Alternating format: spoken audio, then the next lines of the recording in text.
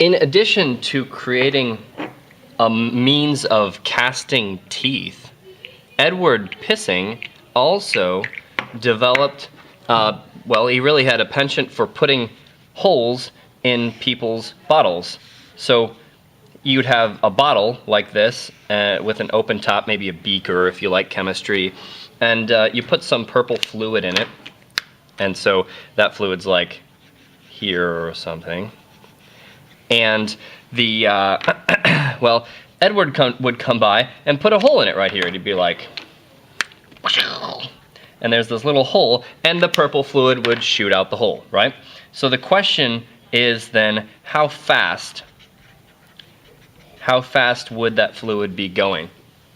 And this is going to lead us to Torricelli's law, because Edward couldn't solve the problem, he could only create it. So this guy Torricelli comes along, I think he was Italian, and he found a means to determine the speed of the exiting water. And you'll like it, it's a very interesting problem. So first, let's say up at the top, we're going to call this location 1. So we know P1 is the pressure of the atmosphere because this sucker is open to the atmosphere. And then we know that P down here, we're going to call this location 2. Now this is an interesting thing. Maybe I don't want to say anything about this yet, but would you agree that if this is a small hole, that it's the speed here, V2, is what we're trying to find, but the speed here is significant, and the speed of the top of the water is going to be very low compared to this speed coming out right here. So I'm actually going to argue that the speed up here at location 1 is 0. This water is not moving down any appreciable amount.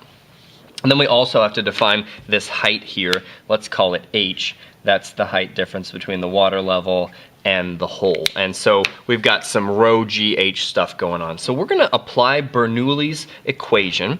Now Bernoulli tells us that the pressure at location 1 plus 1/2 the density, and of course it's just water, so it's all going to be the same density in all these equations, times the speed at 1 plus the density times baby g times the height at 1. Let's put up a little scale over here. We could call this 0, and we could call this y2, and we could call this y1. All right? So what I'm going to say is that, well, you know, maybe we can make it even simpler. If we call y2, let's call that 0, actually, and say that is not important to us. So I'm going to say that the gravitational potential energy of this water is 0, and it'll make it a little bit simpler for us. It's like choosing the perspective for a problem. We do that all the time.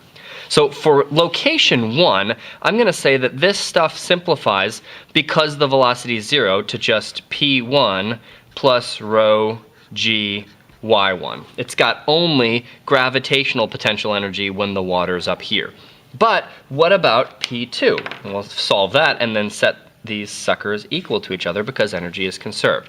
So at location 2, we've got P2 plus 1/2 the density times V2 square plus the density times baby g times the location of 2. Wait a second.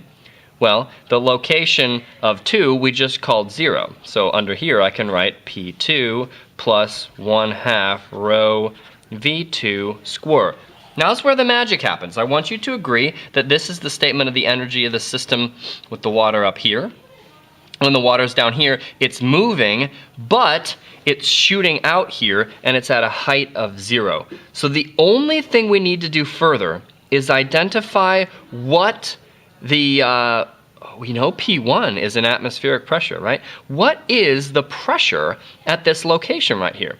And my argument is that just inside and just outside, maybe just outside is where I'm most interested. Just outside, the pressure is the atmospheric pressure. So I can say that this is atmospheric pressure, and I can say that that's atmospheric pressure. Let's circle all our atmospheric pressures in pink and block them in. Here's an atmospheric pressure, here's an atmospheric pressure. So I'm going to write this down again. This is atmospheric pressure plus 1/2 rho times the speed square. And then I'm going to take this equation here, and I'm going to bring it down there. And I'm going to write that that's atmospheric pressure plus rho g h. Y1 is equal to h. Okay? Now, get a different color pen. let's say it's gray, the color of death and decay. So then, uh-oh. What else cancels? Rho cancels. Holy cow, did you see that? That rho canceled also? Look what we have left here. Look what we have left here. This is 2GH, and I guess to get V2, I better screw both sides. It's screwed 2GH. This water is leaving at the same speed as it would have as if you took a little packet of water and dropped it by some height h. It's as if it's in free fall. It's pouring out of a pissing bottle and it's as if it's in free fall. Dang. Not only is this beautiful and very similar to other things that you've seen, but what if Edward had come over and he had made a pissing bottle like this? What if it came out like that? Uh-huh. Yep. And then the rest of the tube went up like that. And you want to put some brown liquid in this one? Sure, because it's a purple container. Sounds great. And then suddenly, well, the water would shoot out, and guess how high it would go? If it's going at root 2GH, you want to guess how high it's going to go? It's going to go exactly, now that it's a projectile, exactly as high as the water level originally. It'll shoot out there and go to exactly the same height because energy is conserved. It is as if projectile motion is happening down here because it shoots up to the same level. I really like Torricelli's law. You guys feel pretty good about that? I like it. Two R's. Torricelli's law.